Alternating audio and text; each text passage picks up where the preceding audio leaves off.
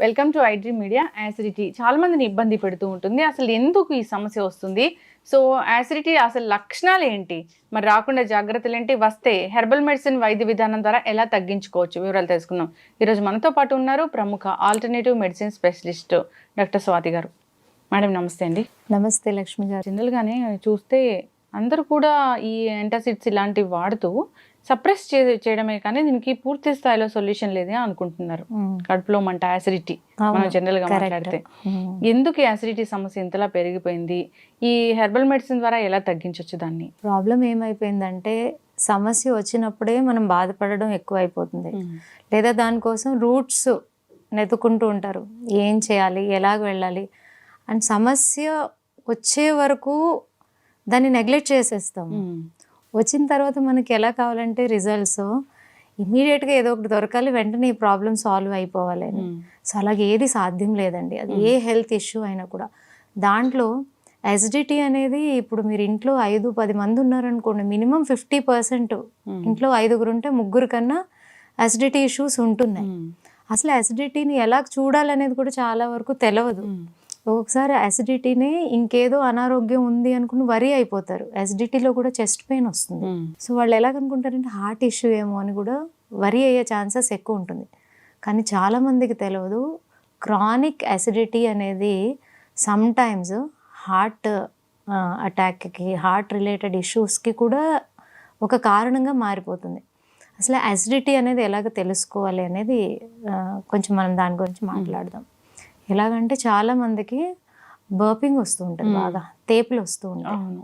కొంతమందికి ఏమో పొట్ట బాగా ఉబ్బిపోతుంది, కొంతమంది గ్యాస్ని బాగా పాస్ చేస్తారు, కొంతమంది గుండెలో బాగా మంటగా అనిపిస్తూ ఉంటుంది, గాబరాగా అనిపిస్తూ ఉంటుంది.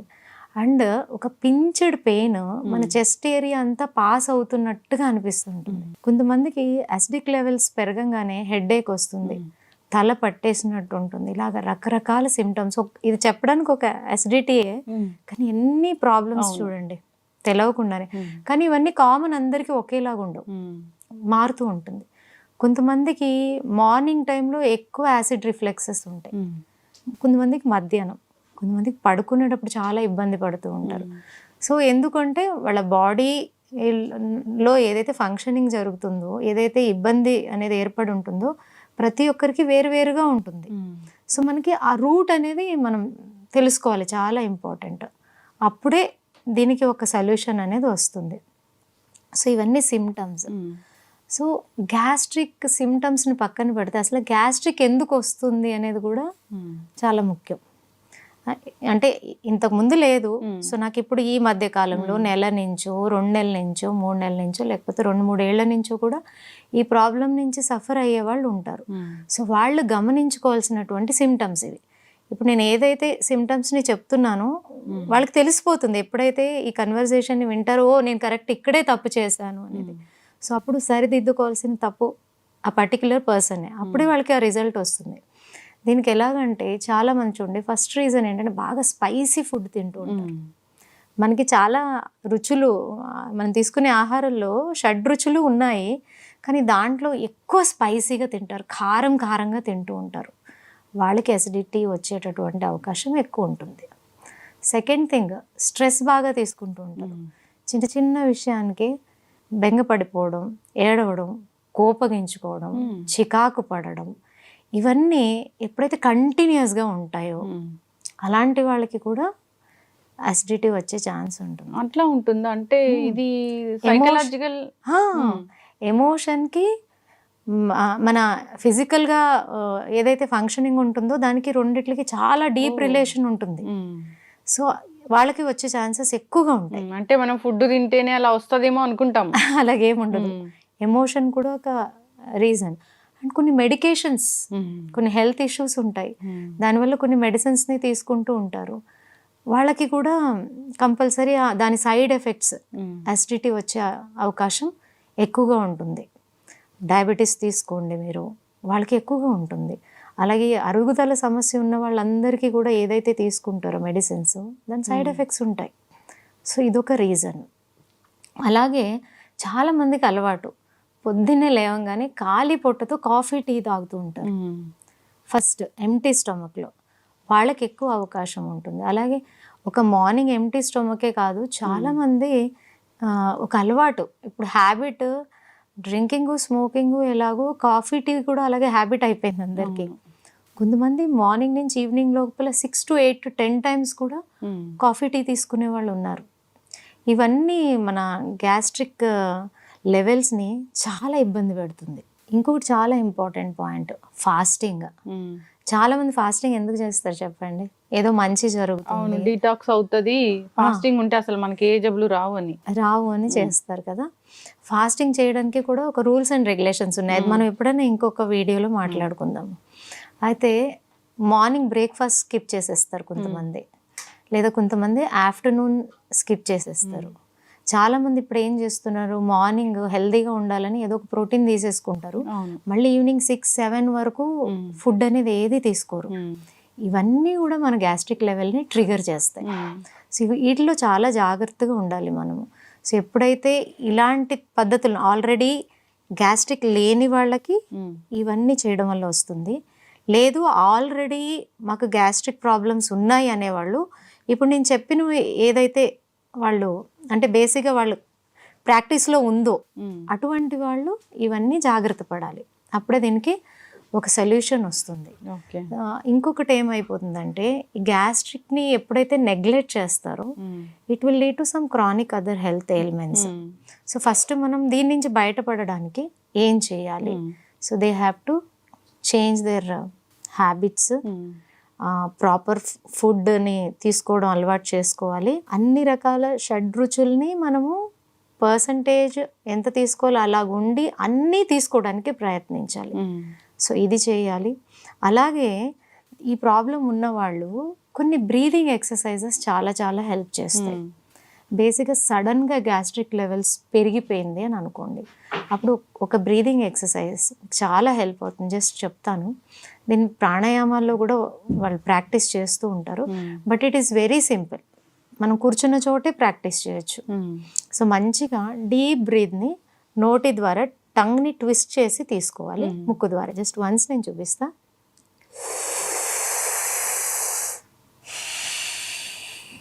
ఓకే, ఇలాగా మార్నింగ్ ఒక 5 minutes, ఆఫ్టర్నూన్ ఒక 5 minutes, ఈవినింగ్ ఒక 5 minutes చేస్తే అప్పటికప్పుడే యాసిడిక్ లెవెల్స్ చాలా క్రానిక్గా పెరిగిపోయి ఉంటుంది చూడండి, వాళ్ళకి ఇమ్మీడియట్గా రిలాక్స్ అవుతుంది.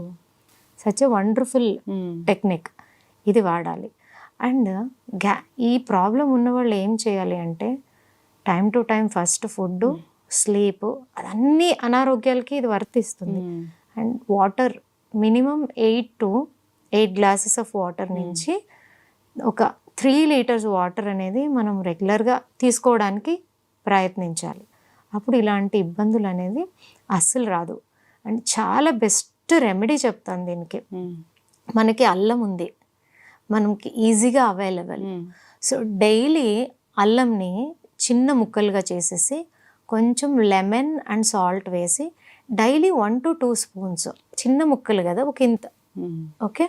సో దాన్ని రెగ్యులర్గా ఫుడ్లో తీసుకోవాలి, లంచ్తోని డిన్నర్తోని. It's very very good.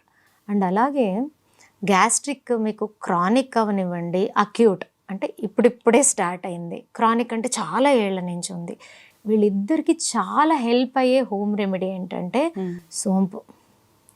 రోజు ఒక 2 spoons ఆఫ్ సోంప్ని బ్రేక్ఫాస్ట్, లంచ్, డిన్నర్ అయిపోయిన తర్వాత మంచిగా చీవ్ చేసి ఆ జ్యూస్ని తీసుకోవడం వల్ల కూడా చాలా మంచి రిజల్ట్ ఉంటుంది. చాలా వరకు జస్ట్ ఈ హోమ్ రెమెడీస్ని ఫాలో అవడం ద్వారా ఈ ప్రాబ్లమ్ని క్యూర్ చేసేసుకునేటటువంటి అవకాశం ఎక్కువగా ఉంటుందన్నమాట. లేదా మీరు చాలామందికి ఏంటంటే వాటర్ ఎక్కువగా తీసుకునే అలవాటు ఉంటుంది, చాలా ఎక్కువగా. సో ఈ ఫుడ్ తినేటప్పుడు కూడా ఎక్కువ వాటర్ తీసేసుకుంటారు. ఇది ఒక మిస్టేక్ అండి. బేసిక్గా మనకి ఏమవుతుందంటే, మన పొట్ట భాగంలో హైడ్రోక్లోరిక్ యాసిడ్ అనేది తయారవుతూ ఉంటుంది. అదేం చేస్తుంది, బేసిక్గా మనం తీసుకునే ఫుడ్ని ఎంత కావాలో అంటే నెక్స్ట్ లెవెల్కి పంపించే కన్నా ఏదైతే ఫస్ట్ డైజెస్టివ్ ప్రాసెస్ ఉంటుందో ఆ డైజెషన్ అయ్యే ప్రాసెస్ అది అక్కడే కంప్లీట్ అవుతుంది. నేను ఇందాక ఏ అయితే చెప్పాను చూడండి, ఇలా ఇలా చేయడం వల్ల వస్తుంది అని, ఎప్పుడైతే అవన్నీ చేస్తూ ఉంటారో ఈ హైడ్రోక్లోరిక్ యాసిడ్ లెవెల్ బాగా పెరిగిపోతుంది. పెరిగిపోయి ఏదైతే లేయర్ ఉంటుందో మనకు ఒక లేయర్ ఉంటుంది, healthy layer which is very మనకి మూమెంట్కి చాలా హెల్ప్ ఉంటుంది అనమాట. అదంతా డ్యామేజ్ అయిపోతుంది, యాసిడ్స్ అన్నీ పైకి కొట్టేస్తుంది. సో దీనివల్ల అనమాట ఇవన్నీ జరిగేది. సో ఇది గనక మనము ప్రాక్టీస్ చేస్తే నేను ఏదైతే మీకు చెప్పానో ఈ లేయర్ని కూడా డ్యామేజ్ అవ్వకుండా చూస్తాం. ఓకే, ప్రొటెక్షన్ అనేది ప్రొటెక్షన్ ఉంటుంది, యాసిడిక్ లెవెల్స్ని తగ్గిస్తుంది అనమాట. సో వాళ్ళు ఏం చేయొచ్చు, ఒకటి సోమ్ని చివ్ చేసి తినొచ్చు. కొంతమంది పాపం ఏజ్ అయిపోయిన తర్వాత వాళ్ళకి చివ్ చేయడానికి కష్టం ఉంటుంది, పళ్ళ ఇబ్బంది ఉంటుంది. వాళ్ళు ఏం చేయొచ్చు, మంచిగా ఒక గ్లాస్ ఆఫ్ వాటర్లో 2 స్పూన్స్ సోంపు వేసి మంచిగా బాయిల్ చేసి ఆ వాటర్ని సిప్ చేయొచ్చు. సేమ్ వాటర్ని భోజనం చేసేటప్పుడు మధ్య మధ్యలో కూడా కొంచెం సిప్ చేయడం వల్ల వాళ్ళకి ప్రాబ్లం అంతా సాల్వ్ అవుతుంది. సో ఇలాంటి చిన్న చిన్న స్టెప్స్ తీసుకోవడం వల్ల మనం ఈ ప్రాబ్లమ్ని సాల్వ్ చేసుకోవచ్చు.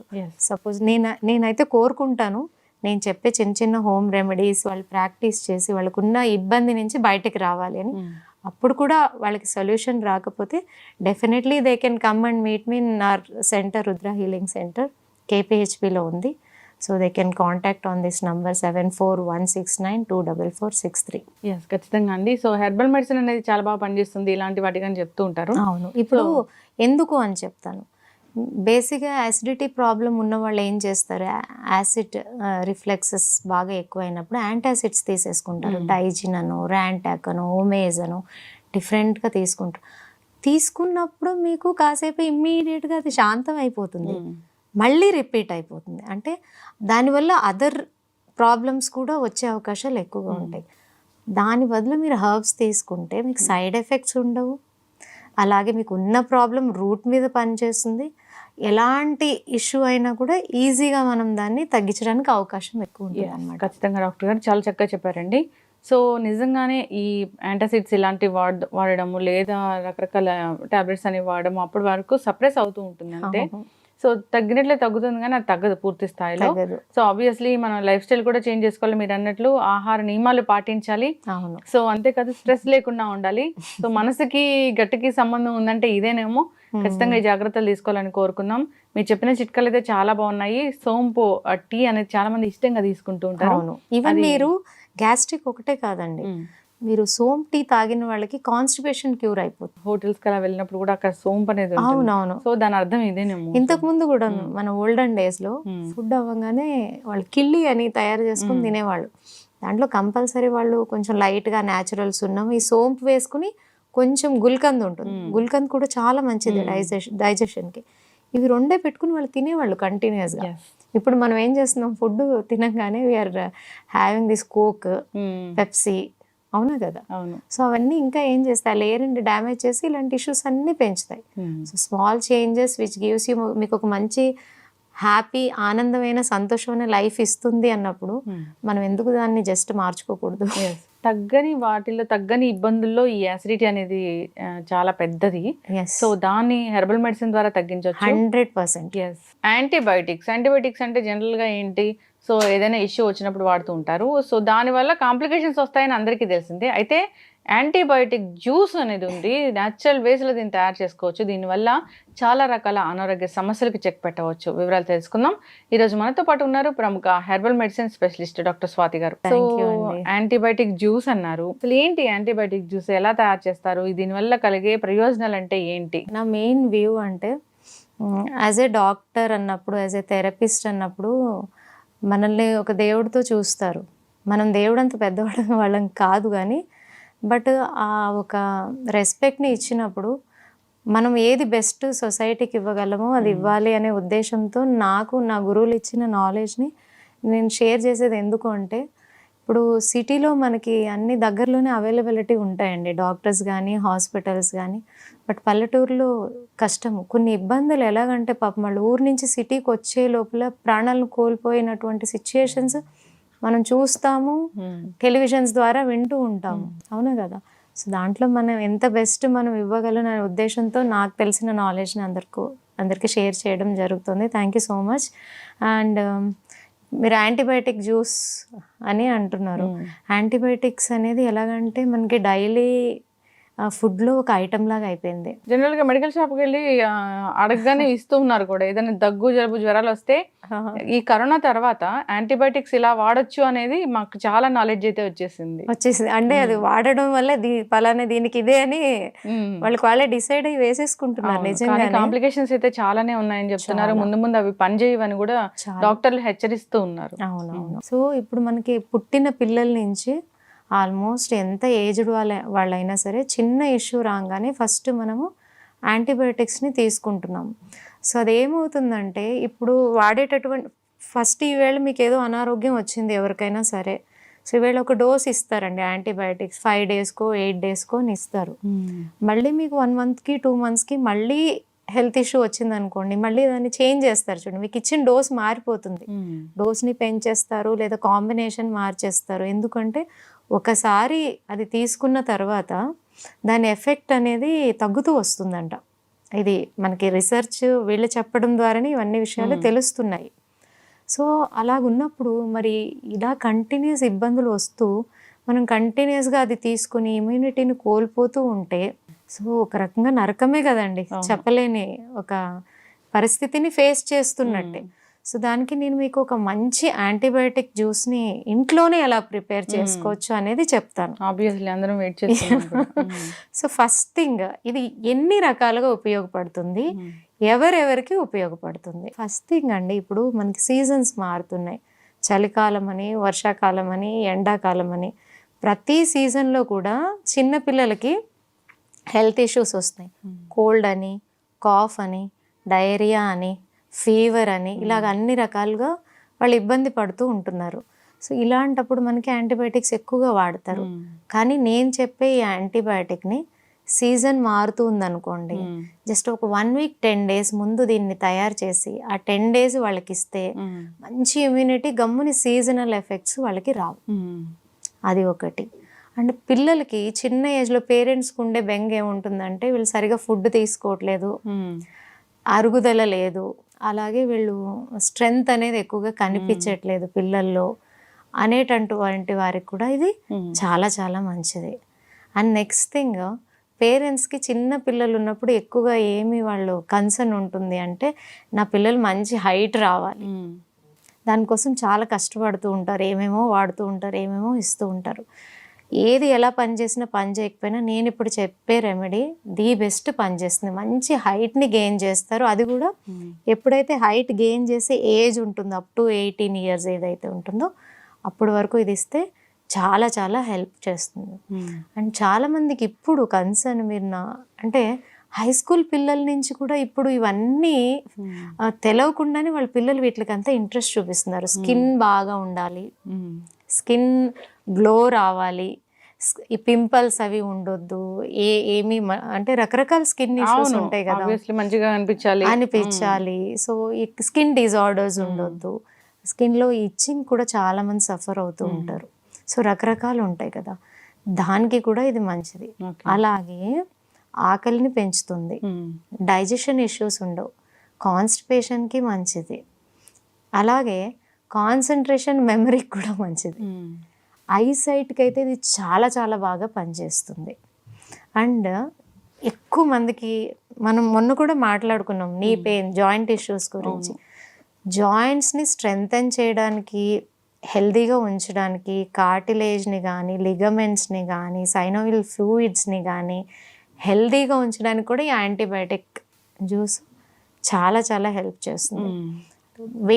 వెయిట్ బాగా పుటోన్ వెయిట్ ఉన్న వాళ్ళకి వెయిట్ లాస్కి కూడా ఇది ఏదైతే యాంటీబయాటిక్ని జ్యూస్ని నేను మీకు చెప్తానో చాలా చాలా మంచిది. డయాబెటీస్ వాళ్ళకి మంచిది, థైరాయిడ్ వాళ్ళకి మంచిది, కిడ్నీ ఇష్యూస్ ఉన్న వాళ్ళకి మంచిది. వీళ్ళందరికీ కూడా ఇది అంత హెల్ప్ చేస్తుంది. అండ్ అందరినీ డిప్రెస్ చేసేది hair fall, dandruff, hair growth సరిగా లేదు, ఇవన్నిటికి కూడా యాంటీబయాటిక్ జ్యూస్ ఒక రకంగా ఇది చెప్పాలంటే అమృతం లాగా, సర్వరోగ నివారణి అనమాట. ఇది అంత మంచిది ఇది. సో సపోజ్ ఎవరికైనా సడన్గా ఇప్పుడే జస్ట్ ఈవేళ ఫీవర్ స్టార్ట్ అయింది అని అనుకోండి, వెంటనే ఈ జ్యూస్ చేసి ఇచ్చేయండి.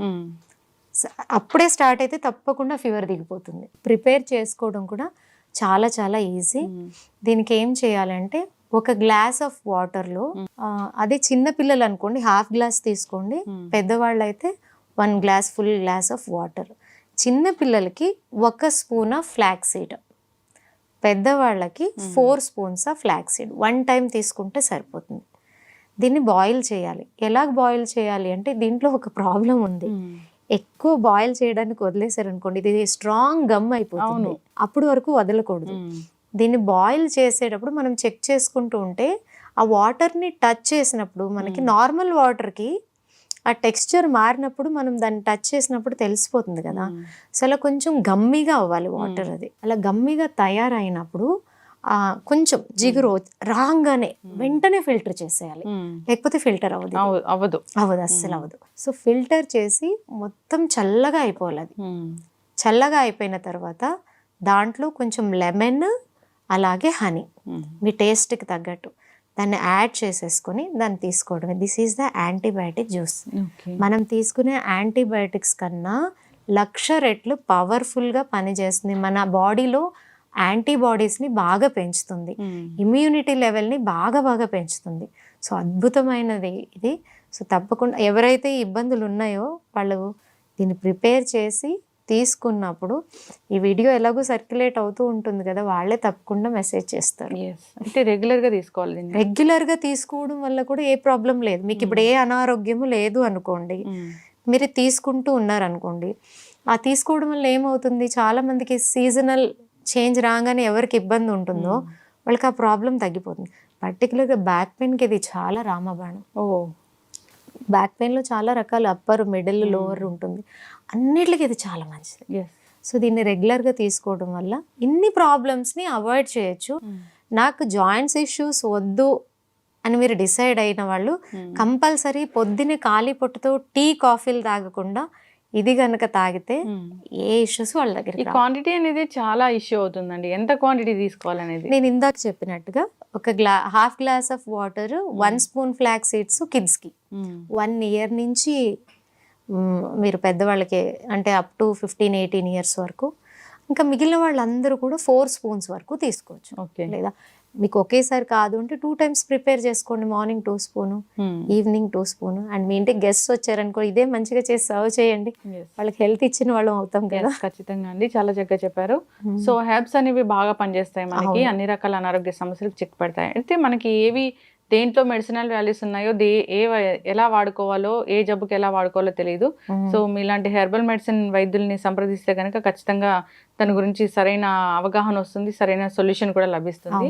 అయితే ఈ ఫ్లాక్స్ సీడ్స్ గురించి చాలా చక్కగా చెప్పారండి. ఇవి 1 కాదు 2 కాదు అనేక రకాల అనారోగ్య సమస్యలకు చెక్ పెడుతూ ఉంటాయి.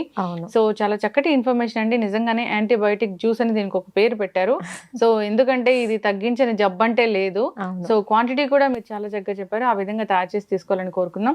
ఎక్కువ మొత్తంలో తీసుకోకూడదు ఎవరైనా కానీ. చాలా మంది కూడా సో ఏదైనా జబ్బు తగ్గుతుంది, ఏదైనా అనారోగ్య సమస్య తగ్గుతుంది, దీనివల్ల లాభాలు ఉన్నాయి అంటే ఎక్కువ ఏది కూడా తక్కువగా తీసుకోవడం, ఏదైనా అతిగా తీసుకోవడం, అది ఏదైనా మంచిది కాదండి. అండ్ మేమేం చేస్తామంటే ఒక వ్యక్తికి ఒక ప్రాబ్లం, మల్టిపుల్గా 2-3 ప్రాబ్లమ్స్ ఉంటాయి, సేమ్ ఇంకొకరికి ఉండవు.